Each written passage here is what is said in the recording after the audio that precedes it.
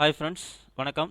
நாம் இப்போ பார்க்க போகிற டாபிக், தமிழ்நாடு அரசு வந்து பார்த்தீங்கன்னாக்கா பொங்கல் பரிசு தொகுப்பை வந்து அறிவிச்சிருக்காங்க. ஸோ அதுக்கான அரசாணை வந்து வெளியிட்டிருக்காங்க. அதை பற்றிய இன்ஃபர்மேஷன்ஸ் தான் நம்ம இந்த வீடியோவில் ஃபுல்லாக பார்க்க போகிறோம். நாம் வீடியோவை பார்க்குறதுக்கு முன்னாடி நீங்கள் இது வரைக்கும் நம்ம சேனலை சப்ஸ்கிரைப் பண்ணலைன்னா மறக்காமல் சப்ஸ்கிரைப் பண்ணிங்க.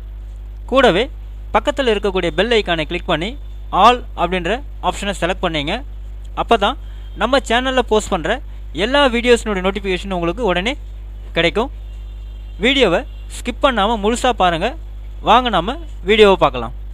அந்த அரசாணையில் என்ன சொல்லியிருக்காங்க அப்படின்னு பார்த்தீங்கன்னா, பொங்கல் திருநாளுக்கு ஒரு மாதம் முன்பாக பொங்கல் பரிசு தொகுப்பு வழங்குவது தொடர்பாக அதிகாரப்பூர்வ அறிவிப்பு வெளியிடப்படும்.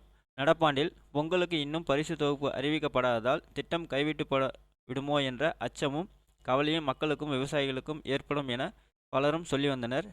எனவே பொங்கல் பரிசு தொகுப்பை உடனடியாக தமிழக அரசு அறிவிக்க வேண்டும் என்றும் அதில் கரும்பு இருப்பதை உறுதி செய்ய வேண்டும் என்றும் கோரிக்கை வைக்கப்பட்டது.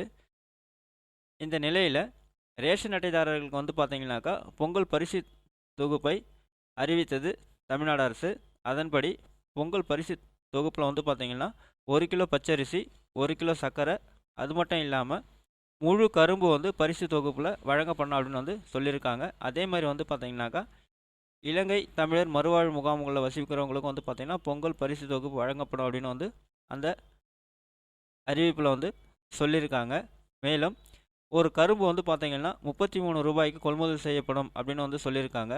பொங்கல் பரிசு தொகுப்பு வழங்க 238.92 கோடி ரூபாய் வந்து செலவினம் ஏற்படும் அப்படின்னு வந்து சொல்லியிருக்காங்க. இந்த பொங்கல் தொகுப்பில் வந்து பார்த்திங்கன்னா பொதுமக்களுக்கு ரூபாய் 1000 வழங்கப்படும் என்ற தகவல் வெளியாகி இருந்தது. அது குறித்த அறிவிப்பு எதுவும் இந்த அரசாணையில் இல்லை. அதாவது வந்து பார்த்தீங்கன்னாக்கா பொங்கல் தொகுப்பு கூட பரிசு தொகுப்போட 1000 ரூபாய் வழங்கப்படும் சொல்லியிருந்தாங்க. ஆனால் இப்போ அவங்க வெளியிட்டிருக்கிற அரசாணையில் வந்து பார்த்திங்கன்னா அந்த 1000 ரூபாய் பற்றி எந்த ஒரு அறிவிப்பும் வெளியாகலை.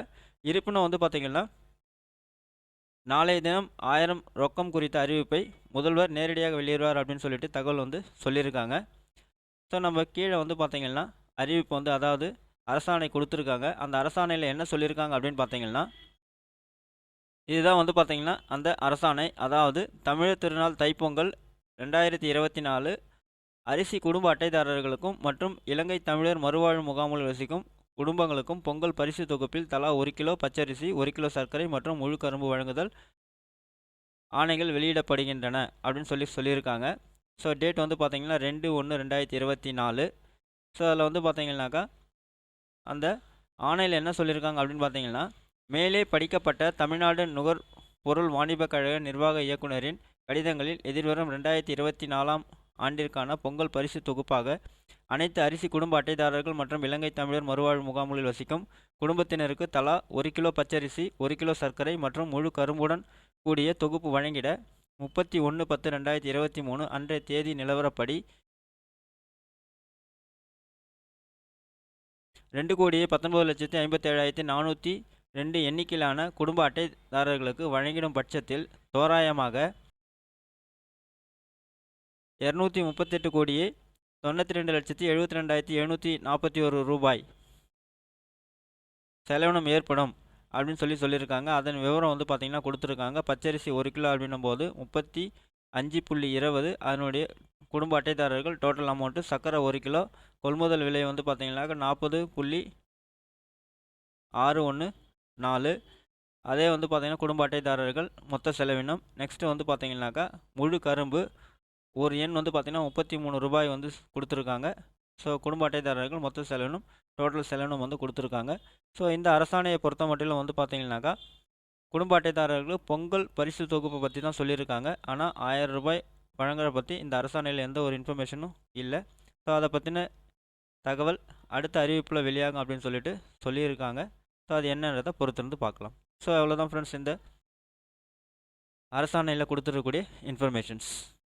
இந்த வீடியோ உங்களுக்கு பிடிச்சிருந்தா லைக் பண்ணுங்கள், அதிகமாக உங்கள் ஃப்ரெண்ட்ஸ் அண்ட் ரிலேட்டிவ்ஸ்க்கு ஷேர் பண்ணுங்கள், கமெண்ட் பண்ணுங்கள். மீண்டும் ஒரு நல்ல வீடியோவில் சந்திப்போம். நன்றி.